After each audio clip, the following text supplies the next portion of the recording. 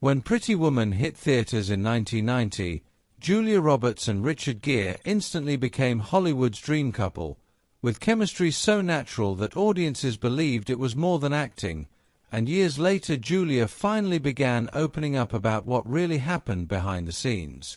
The film, directed by Gary Marshall, followed Vivian Ward, a young escort, and Edward Lewis, a wealthy businessman, whose unlikely love story turned into one of the most beloved romantic comedies of all time, earning over $460 million worldwide and becoming the highest-grossing romantic comedy of its era. Yet the movie almost never existed in its famous form. Originally titled $3,000, the script was meant to be a dark drama that ended with Edward abandoning Vivian on the street, until Disney stepped in and transformed it into a warm, hopeful love story. Even the casting nearly went another way. Julia Roberts was almost passed over for being too young, while Richard Gere initially turned the role down, along with actors like Al Pacino, Sean Connery, and Burt Reynolds. Julia herself played a crucial role in convincing Gere to say yes, famously sliding a note across the desk that read, "Please say yes," sealing one of the most iconic pairings in film history. Despite an 18-year age gap, Julia was just 22 while Gere was 40. Their connection felt effortless, both on and off camera.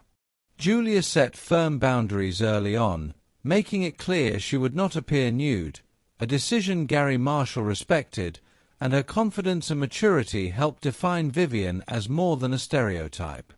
Many of the film's most unforgettable moments were improvised, including the famous necklace box snap, Julia's genuine laugh caught on camera, the snail scene tossed perfectly by Marshall himself, and the late-night piano sequence, which wasn't scripted at all and featured Gere playing music he composed, revealing Edward's vulnerability in a way words never could.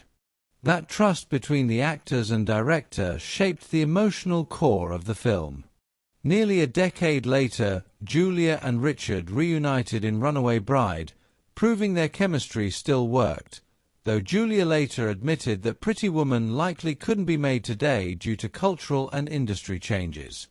Still, she remains grateful for the film that launched her career, describing success as a mix of timing, fortune, and awareness.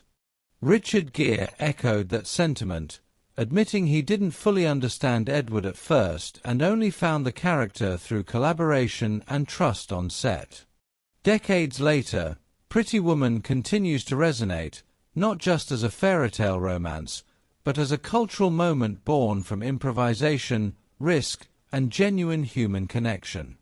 Even Julia's playful theory about Vivian eventually taking over Edward's company shows how deeply the story still lives in her imagination, proving that Pretty Woman endures not because it was perfect, but because it felt real, spontaneous, and full of heart.